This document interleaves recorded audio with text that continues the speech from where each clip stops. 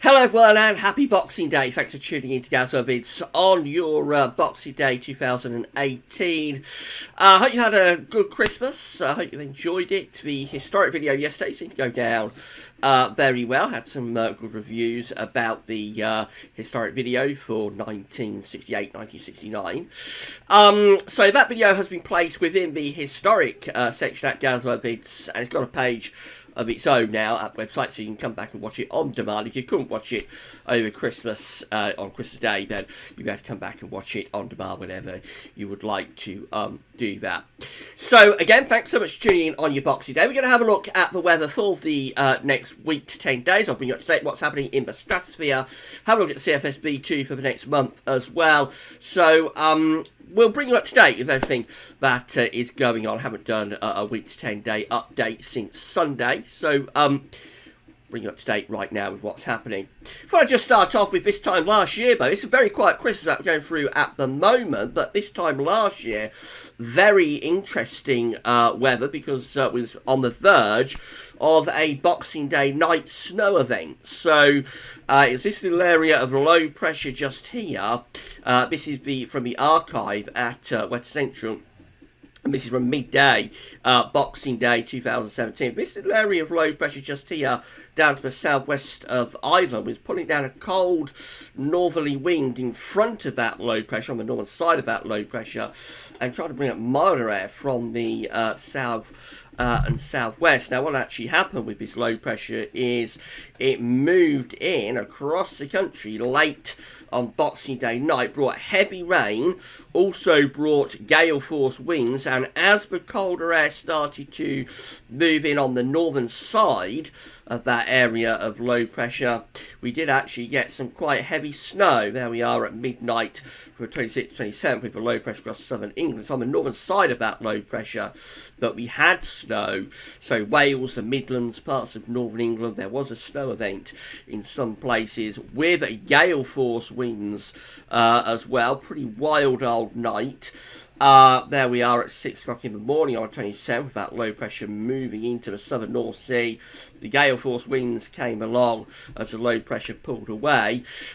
We brought down power lines where I am, brought down power lines and phone lines, so it's a little bit disruptive. We've got a few areas lost their power, lost their phone and internet, I think, over that Boxing Day to 27th of December. And then the low pressure course pushed off out into the North Sea and left us with this chilly north to northwesterly wind before it started to turn milder for the new year.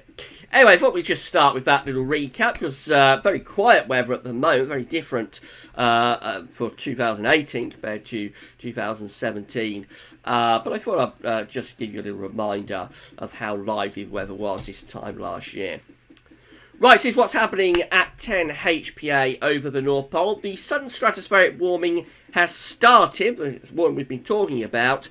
But we haven't really took the temperature up particularly highly yet. So this is where we're currently saying. This is from the JMA. The grey line here is a trend line. The black line shows how temperatures are performing at 10 HPA over the North Pole at the moment and through this season. That's where we are right now. So we have lifted the temperature up from where it was 2 or 3 days ago. We've lifted the temperature by about 20, 30 degrees, something like that. But we're certainly a long way short of this kind of level, which is the sort of level we're looking to get a sudden stratospheric warming. However, I think it is on its way. I think we will see this black line increasing very substantially in the next 24 to 48 hours. This is how things are looking at 10 HPA in terms of the GFS. So still got the main warming over Siberia with these red colours just here. Haven't yet penetrated them particularly into the pole. The pole is sort of covered by these blue to just into green colours, but the main warming, main sun stratospheric warming, is still actually over Russia. So if we run through with the GFS forecast, you see what happens over the next couple of days is that we do push those yellow orange colours into the poles, not the reds, but we do push the yellow and orange colours into the pole. That's going to lift the temperature up by around 40 degrees or so from where we are right now. I would have thought in the next 2 or 3 days. And then we go through to the extended range with the GFS. That's how we're looking in the extended range with the forecast. Looks like we get a second warming actually appearing through the first week of January. It's beginning to pick up on that a little bit. So again, looks pretty warm over the top of the pole in terms of those temperatures at 10 HPA. The blue colours are displaced down in the south. That's one thing we're still missing. No split of the polar vortex at its roots at 10 HPA. It looks like we're still expecting a displacement rather than a split of the polar vortex. So the polar vortex is still there, it's still in business, albeit weakened and displaced as we go through the first week of January. Not a split yet, but it does get quite close to it. We are still expecting to reverse the zona winds at 10 HPA. That's another thing that we're looking for to possibly lead to blocking later on. So again, this is from weatheriscool.com. The green lines here, the GFS sommers, that's where we're starting off at right now. It's already quite weak with the zona winds. GFS sommers are still forecasting a reversal of the zona winds as we go into the early part of January. That's kind of like New Year's Eve just there. So the reversal of zona winds happens sometime around the New Year or the opening days of January.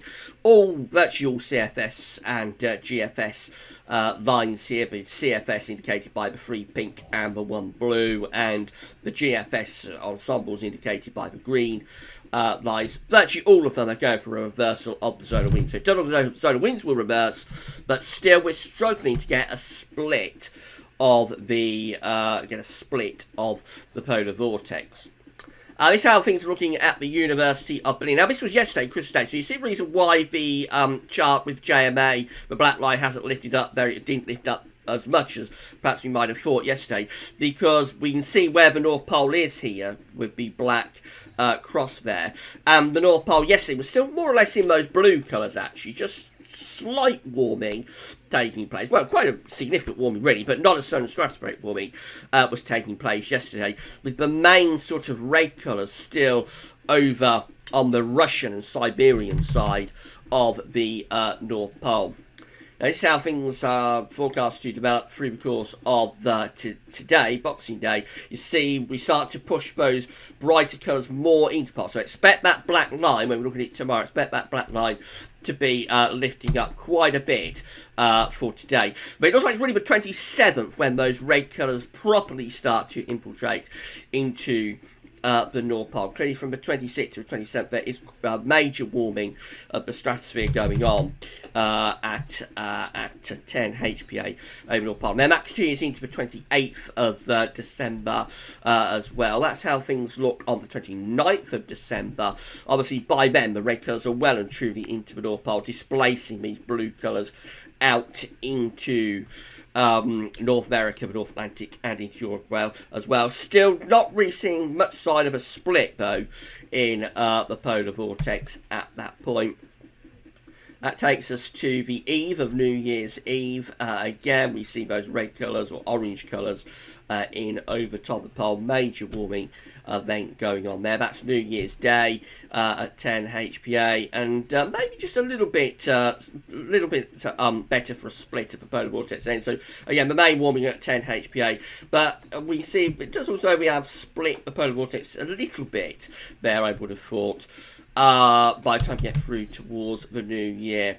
That's how things look on the 4th of January, day 10. Shows that warm bed is starting to ease down, so we can't maintain those very warm levels of temperature in the stratosphere all that long. They will start to cool down at 10 HPA. So by then, yes, it does look as though we're beginning to cool things down, although still a lot warmer than average.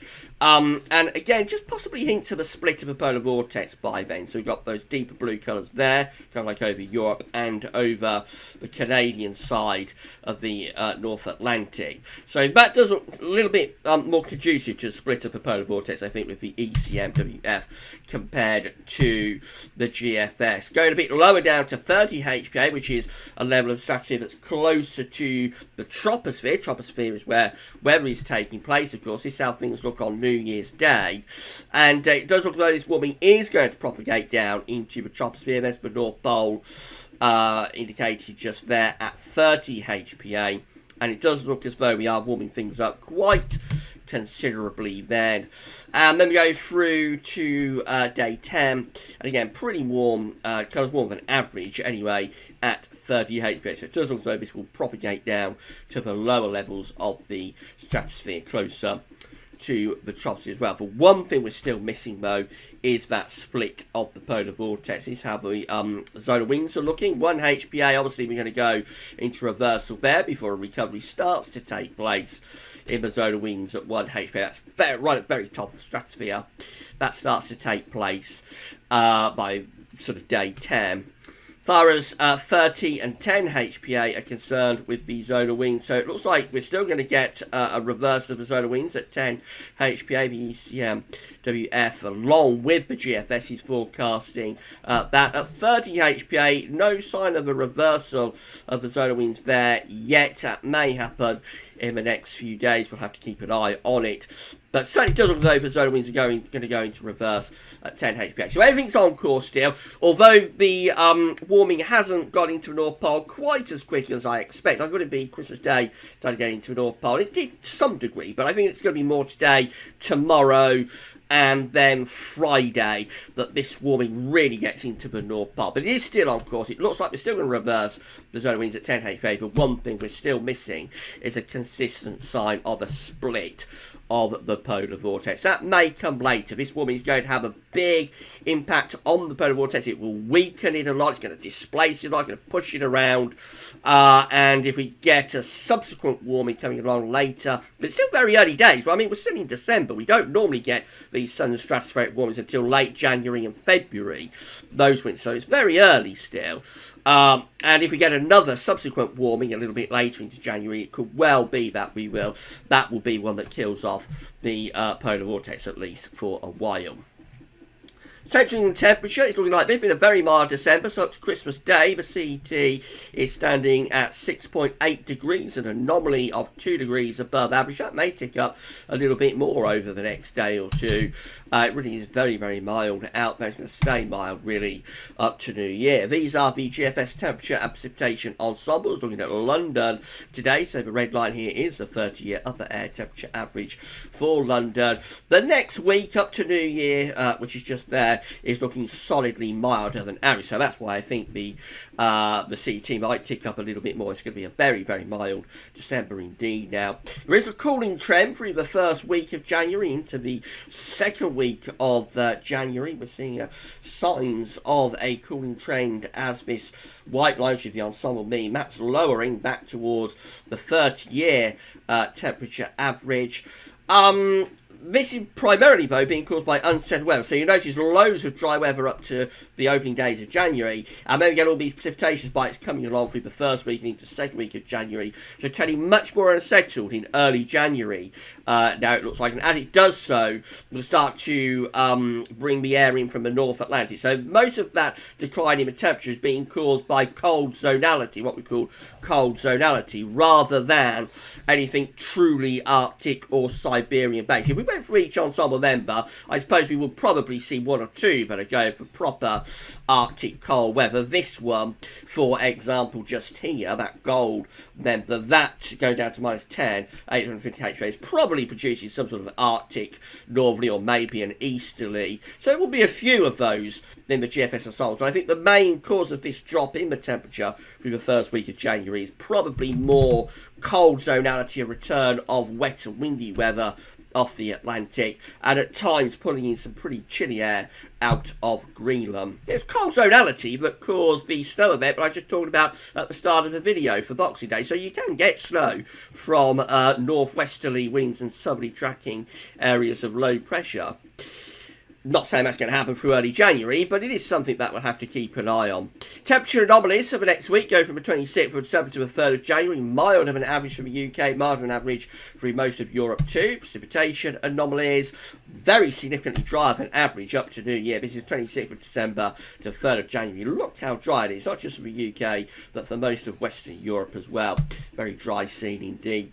So that's how the GFS is looking for Saturday. High pressure to the south, low pressure up to the north. We keep this high pressure going into the New Year. That's New Year's Day, still under high pressure. We try to raise heights a little bit up towards Greenland. That's trying to pull down some cold air from the north. And it may actually be that this ridge does turn a little bit cooler underneath the centre of that ridge as we get towards New Year's Day. And then we run through the first week of January, start to turn things increasingly unsettled. It takes a little while to weaken this high pressure in the south, but low pressure is gathering in the northern Atlantic. And by the time we get through to day 10, which is Saturday the 5th of January, we're back into proper wet and windy conditions, and that's when the drop in the temperature is occurring. You see what's happening. We're very much under low pressure, really deep areas of low pressure, 906.5 millibars across the UK. That's very, very low pressure indeed.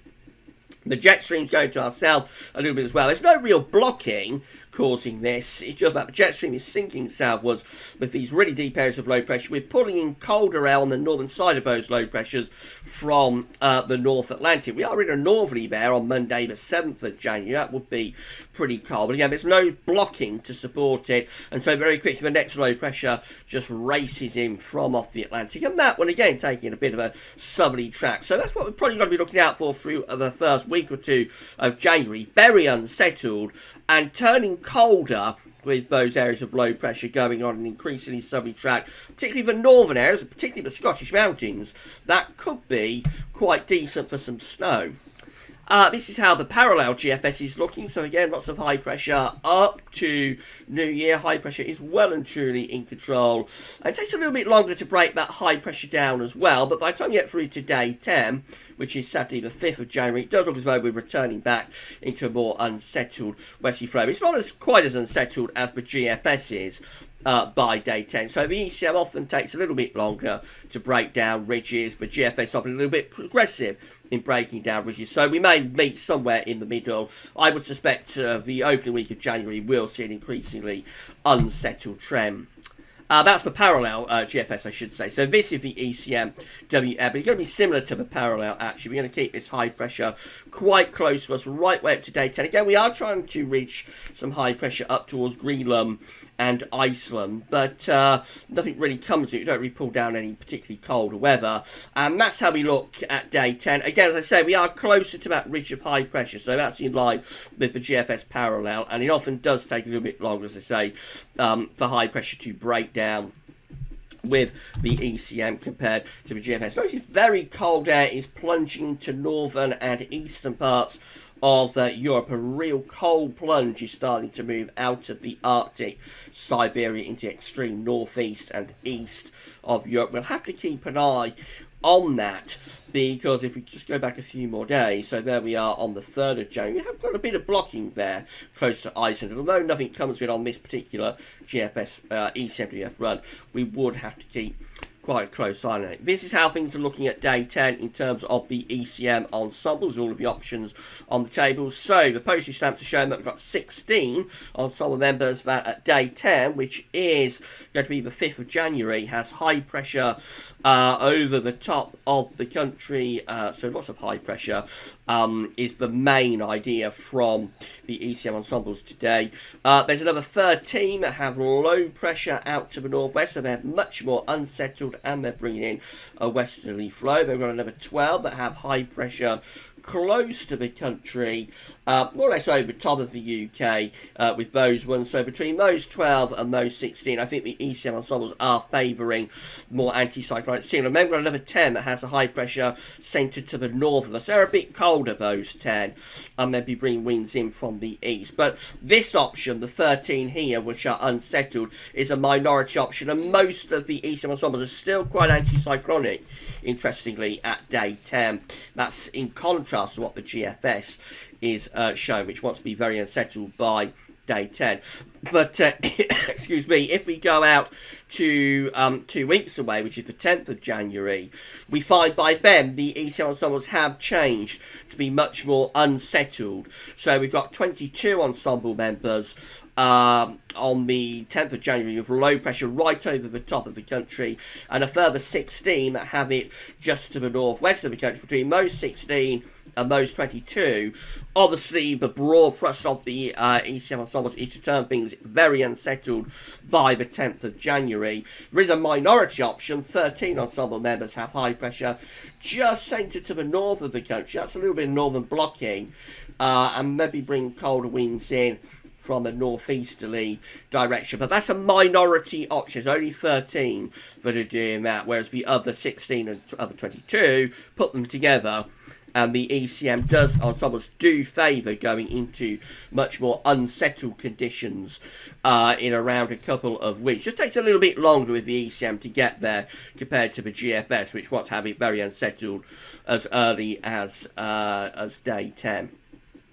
Finally, the CFS V2, so these are 500 millibar heights broken down to week periods. The first week period takes from the 26th of December to the 1st of January, New Year's Day.